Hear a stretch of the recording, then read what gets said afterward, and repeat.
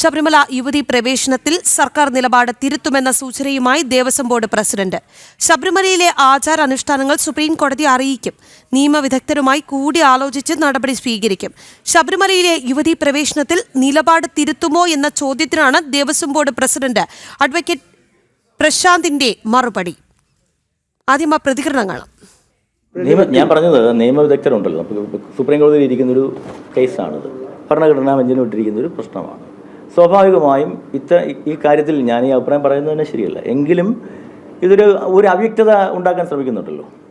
അപ്പോൾ അതുകൊണ്ടാണ് ഞാൻ പറയുന്നത്, നിയമവിദഗ്ധരുമായി കൂടി ആലോചിച്ച് ശബരിമലയിലെ ആചാരങ്ങളെയും അനുഷ്ഠാനങ്ങളെയും സംബന്ധിച്ച് ബഹുമാനപ്പെട്ട സുപ്രീം കോടതി നമ്മൾ ബോധ്യപ്പെടുത്താൻ ശ്രമിക്കും. നമുക്ക് നിയമവിദഗ്ധരുമായി കൂടിയാലോചിച്ച് എന്താണോ ചെയ്യാൻ കഴിയുന്നത് അത് ചെയ്യും.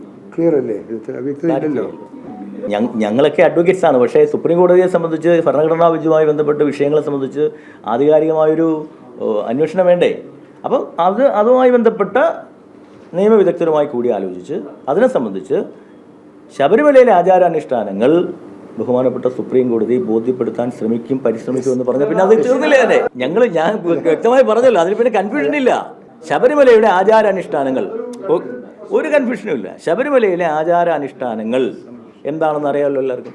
ആ ആചാരാനുഷ്ഠാനങ്ങൾ ബഹുമാനപ്പെട്ട സുപ്രീം കോടതിയെ ബോധ്യപ്പെടുത്താൻ പരിശ്രമിക്കും. ഒപ്പം തന്നെ നിയമവിദഗ്ധരുമായി കൂടിയാലോചിച്ച് എന്താണോ ചെയ്യേണ്ടത് അത് ചെയ്യും.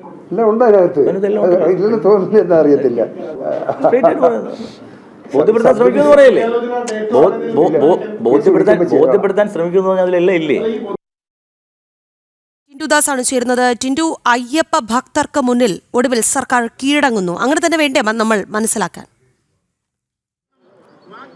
തീർച്ചയായിട്ടും രാഖി, മാറി വരുന്ന സർക്കാരുകൾ പലതവണയായിട്ട് സുപ്രീം കോടതിയിൽ ശബരിമലയിലെ യുവതീ പ്രവേശനവുമായി ബന്ധപ്പെട്ട് നൽകുന്ന സത്യവാങ്മൂലങ്ങളൊക്കെ അവരുടെ ഇച്ഛയ്ക്കനുസരിച്ച് അവരുടെ ഇഷ്ടങ്ങൾക്കനുസരിച്ച് മാറ്റാറുണ്ട്. 2018 അവസാനമായിട്ട് ശബരിമലയിലെ ആചാരങ്ങളെല്ലാം ലംഘിക്കുന്ന രീതിയിൽ, ശബരിമലയിലെ അനുഷ്ഠാനങ്ങളെല്ലാം ഖനിക്കുന്ന രീതിയിൽ യുവതീ പ്രവേശനം നടക്കുന്നത്. യുവതീ പ്രവേശനം നടക്കുന്ന സമയത്ത് വലിയ രീതിയിൽ ഹിന്ദു സമൂഹത്തെ ദ്രോഹിച്ചുകൊണ്ടും ഹിന്ദു സമൂഹത്തിൻ്റെ വൈകാരികതയെ വ്രണപ്പെടുത്തിക്കൊണ്ടുമായിരുന്നു സർക്കാരിൻ്റെ ഭാഗത്തു നിന്നുണ്ടായ തീരുമാനം.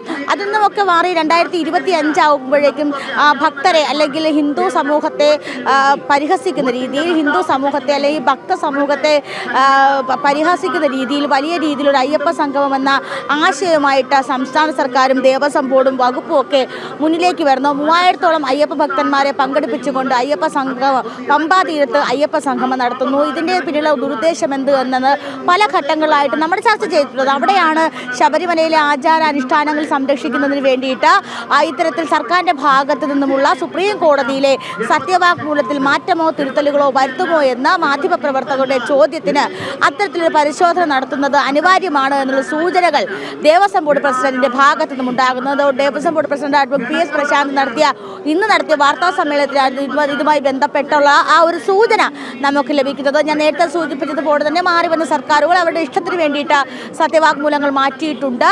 ഒരു പൗരന്റെ അവകാശങ്ങളെ സംരക്ഷിക്കുന്ന രീതിയിൽ, സുപ്രീം കോടതിയുടെ വിധിക്ക് അനുകൂലമാകുന്ന രീതിയിൽ സംസ്ഥാന സർക്കാരിന്റെ ഭാഗത്തുനിന്നും ആ പൗരന് വേണ്ടിയിട്ടുള്ള അനുകൂലമായിട്ടുള്ള ശ്രമങ്ങൾ. അയ്യപ്പ ഭക്തർക്ക് മുന്നിൽ സർക്കാർ കീഴടങ്ങുകയാണ് യുവതീ പ്രവേശന വിഷയത്തിൽ എന്നുള്ളതാണ്. സർക്കാർ നിലപാട് തിരുത്തുമെന്ന് ഇപ്പോൾ വ്യക്തമാക്കുന്നു. അത്തരത്തിലുള്ള സൂചനകൾ പുറത്തു വരുന്നു. സുപ്രീം കോടതിയിൽ കാര്യങ്ങൾ വിശദീകരിക്കുമെന്ന നിലപാടിലാണ് ദേവസ്വം.